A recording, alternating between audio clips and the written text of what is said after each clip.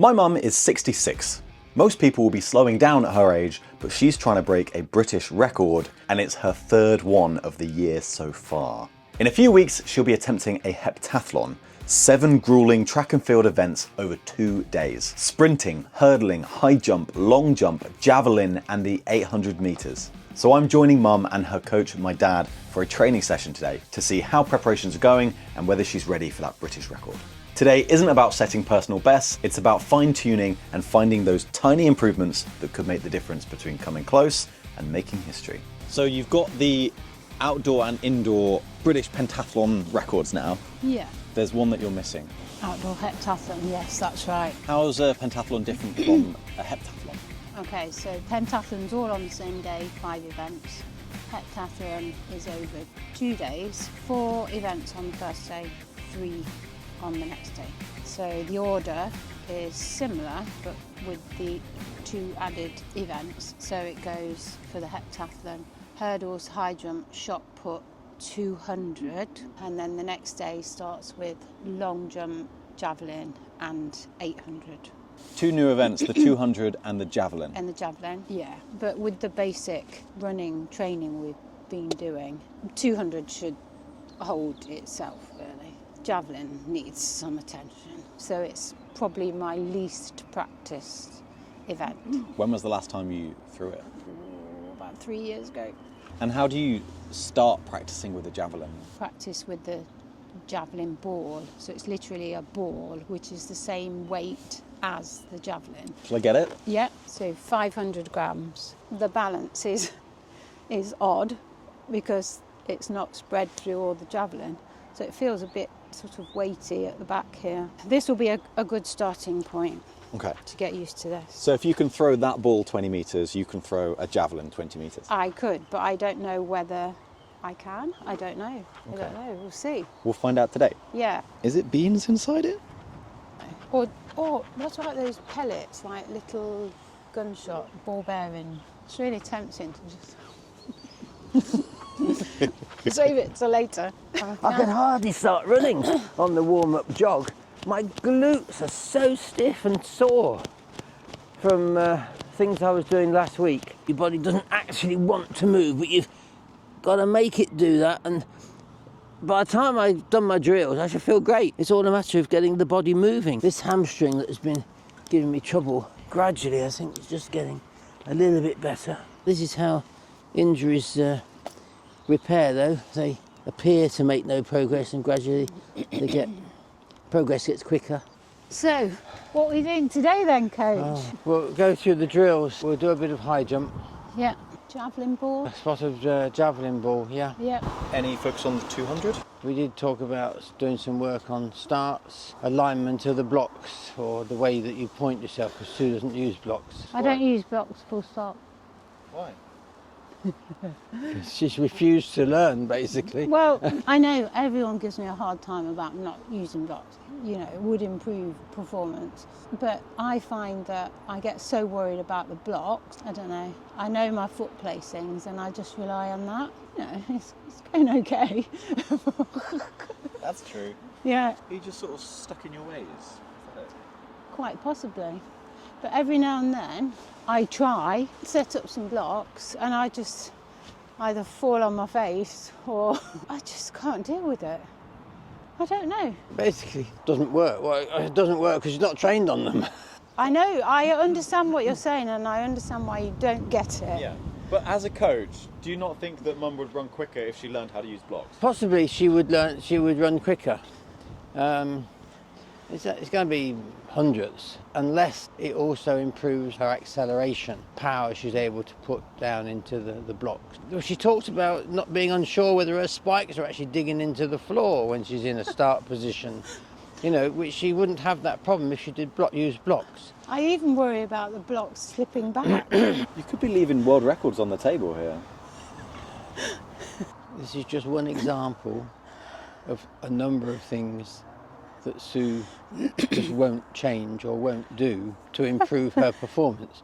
This is my life as a coach. She's uncoachable, really. Yeah, she is uncoachable. In some ways, I have changed the way that her running action works. Actually, yes. You've had a major And breakthrough. that has actually been really, really positive. Her whole gait has changed. Do I tell about the joke? Sue used to run in the same way as you see cartoon characters Yeah, like running. a cartoon character. So you've got a cartoon character where the body is up straight and the legs go round and round and round like this.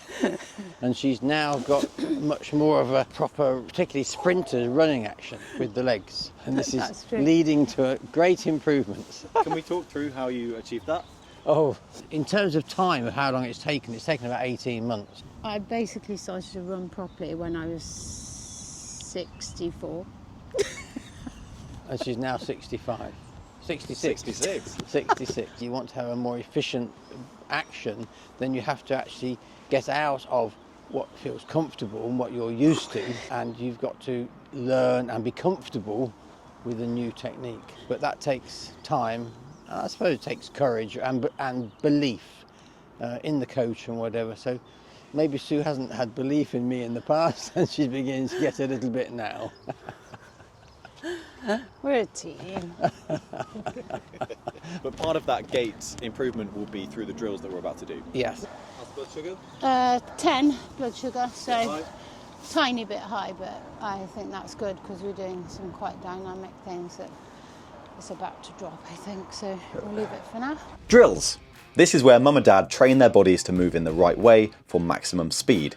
It's all about training the strongest, healthiest movement patterns, and you can try some of these at home. The first focus is on technique, developing the right mechanics for running fast. After some high knees, we move on to classic A skips and B skips. A's. So picking up the knees to a particular position, not letting the lower leg kick out. As the foot goes down and your body goes forward, you actually make contact with the ground under your centre of gravity. You're racing me in there. B skip. Bring the leg up, leg goes out and then brought down to the floor underneath the body.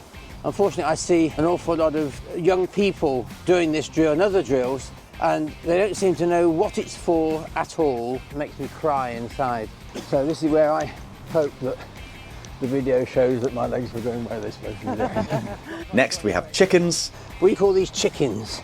You bring the leg up to here and the toes pulled up like that, not pointed, and then you bring the foot down, and the idea is to get the foot underneath the centre of gravity again. You should feel then the hips get pushed forward by the movement of the foot going backwards. Ankling. We're trying to develop the power of the lower leg to be able to drive down into the floor. Tripling. That, I believe, to be the first drill that was ever brought to this country. It was brought across from East Germany by my coach in the early 80s. It was John Bailey. He was a great man. And mini hurdles. We've got to try and reduce the amount of time into which we are focusing all the power that we've got, touching the ground for as short a time as possible and getting a big drive off it. Short contact. Short contact, on off, on off. We used to time each other and see who was like the champion. Wow. It got a bit competitive. Moving on to some strength exercises. Dad has two crucial movements that he thinks older people have to be doing. Lunges and jumping. There's some sort of jumping, even if it's only a little skip or a jump up the curb at the side of the road. And the other is lunges. Mum and Dad are absolute pros at lunges. Can you do what they're about to do? We do lunge so that instead of putting the foot down like that and then going down, as a lot of people might do, we go and catch the body much closer to the ground. It builds more strength. I do think it has helped me so much because when we were weaker masters athletes, we used to think we were doing well to do 10 metres of lunges. Yeah. And now we just think nothing of doing 30 metres. We do 40. But it's just... We've done as many as just 60 metres at a stretch. We were trying to build up to 100 last year because we know that there are people doing high rocks that do 100 metres of lunges with the knee down to the floor with a weight. We would sometimes do shorter distance, we would maybe do 10 metres and we would go down and explode up and even a little jump at the end. And this is all better for sprinting and power Yes. as opposed to just pure strength. We're not interested in strength for strength's sake, we're interested in strength to convert into power so that we can sprint well. If you're very weak in that area, you can start by holding on to something. Yeah. You know, while you do it. You know, we're not at the stage where we need to or want to hold on to things, but other people would.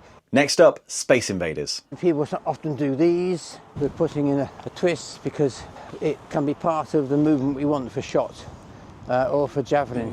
Where's your trainers at? I actually makes you sweat. And squatty walks for leg strength. The squatty walks, These are all our own names, you know. going down as far as you can, lift up the knees. It's a long way, 30 metres. Well done, Sue. They're tough. And I couldn't resist having a go at these ones. have a go. Yes, go on. I look ridiculous with this hat. Am I filming? Unfortunately, while she's double European champion, she's not going to get a job as a videographer anytime soon. You found that tough then? That was really hard. Now we focus on explosivity. This is where the jumping comes in. The following movements are all about developing the power for sprinting and jumping. We've got stamp starts, The first foot is lifted and stamped down and you move off. bounding, hopping, and a long jump takeoff drill. It's no good trying to run with your hips back here and in what I call sitting down. You've got to get your hips there, and that means that all the power is transmitted straight up through the body and there's no chance of it being dissipated. Pretty good too. In the middle here. And if you slow it down, you can see where the hip is as you take off. Well done. Gets your heart rate. That's good. I think we'll leave it at that. In the past, we used to do drills and then just feel like going home. But now we can. Now we're stronger. Do you want to go and do high jump now? I feel as though we ought to. But Yeah. Topping up the blood sugar. Is it too low now? No, it's dropping now. Squatty walks and lunges. Just make it drop. Oh, No, it's not. issue or just No just problem. microcarbing? Drills done, we move on to the biggest point spinner in the heptathlon for Mum, the high jump. The thing you've got to concentrate on for you to improve your heptathlon is not just the javelin and the 200, but actually the high jump. Rotation with arms. That was better, wasn't it? Dad has a new technique for Mum to work on. If she can get it right, it will unlock brand new heights for her high jump, bringing that record within reach. So what I want you to do now is I want you to do exactly the same thing, except as you get towards the top of your height, I want you to nod your head back. This is totally new for Sue. She's always been adamant she can't put her head back. What, and fall on the mat? Yeah, yes, I hope so, yeah.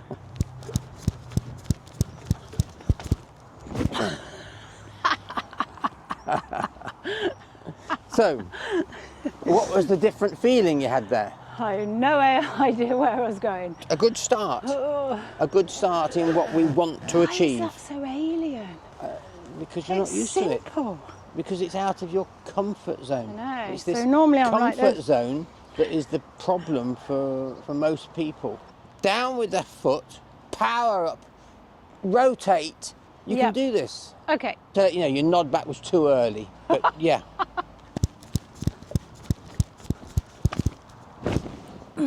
How did that feel? Okay. Yeah, probably because Not you went so- in with your shoulder in a normal I see way. it's all going bad. Well, on that occasion, you just didn't do the new thing. I didn't do anything, did I? You concentrate on the new thing, please. Go up high. This is the high jump. So you're not getting the bar until you've done this reasonably well. Okay.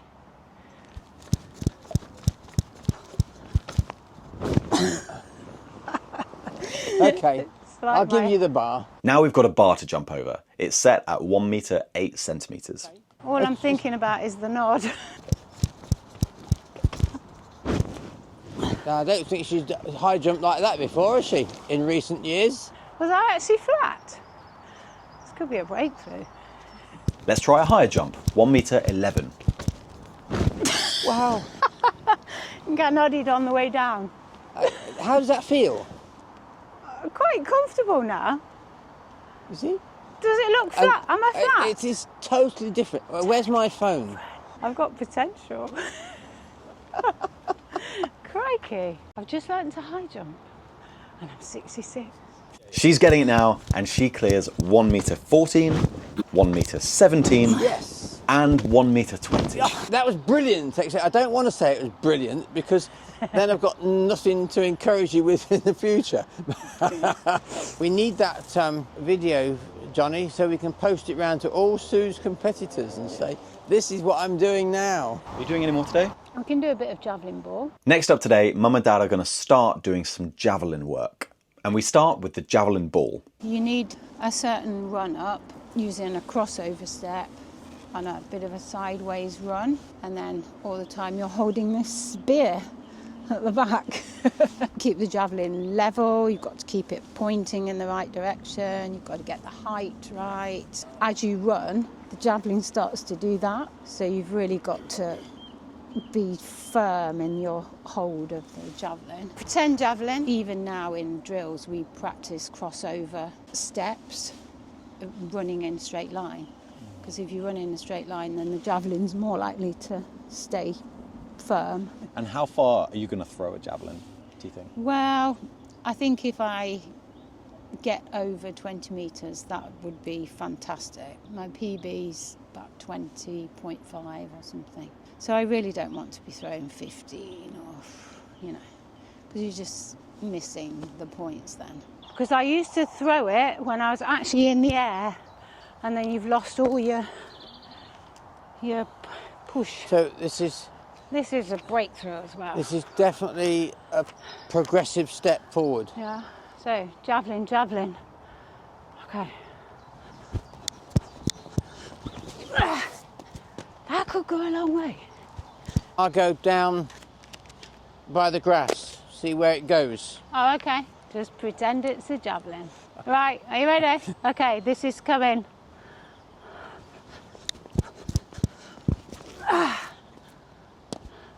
Okay, one more go.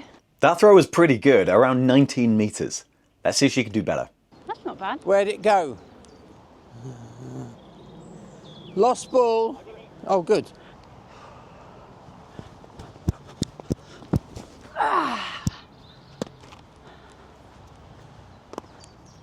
Yeah. That's at least 20 metres. Mum counts out the distance in extremely accurate big steps. 19, 20. Yeah. It's roughly what you're doing with a javelin, isn't it? 19.5 meters. If she can do that with the javelin, she'll get big points in this event. Finally, let's have a look at the shoes that Mum uses to get the most out of every event. Okay, Okay. talk me through your different spikes. So, going to a multi-event, you need all these shoes, as well as your trainers that you warm up in. First event, I would use my sprint spikes.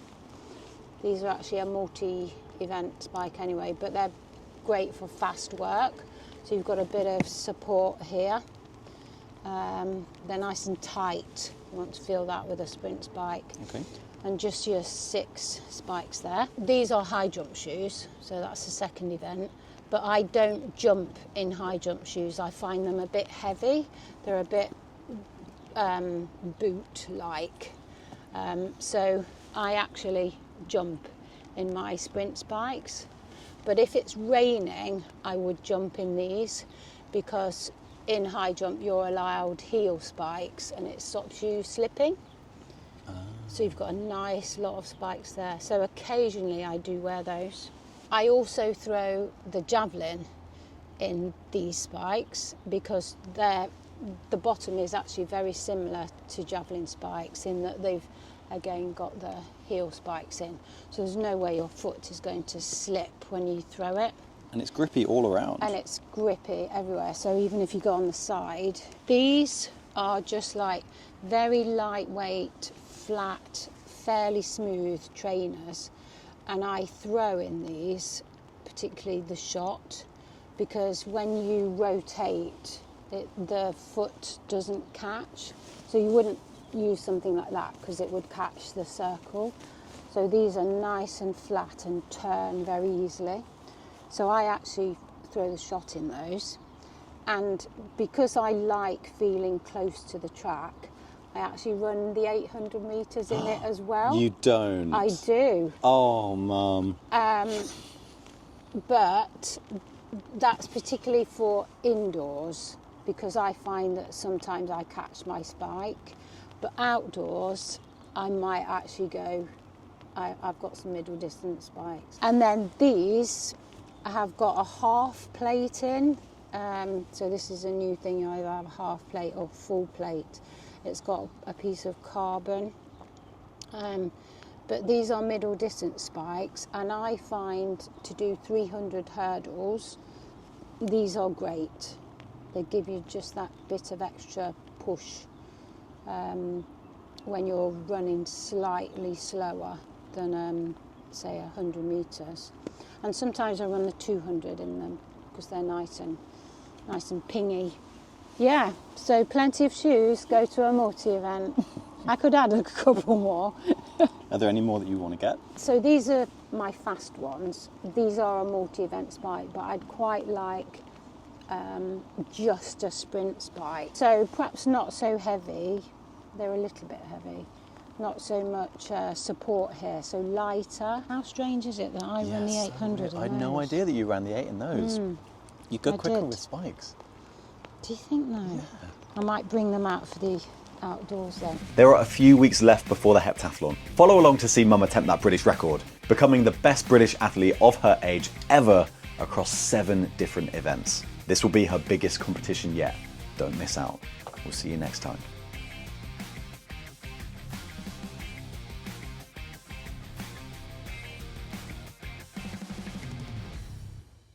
It's really entertaining watching you film. I'm trying to keep up with this. I had to keep up with you.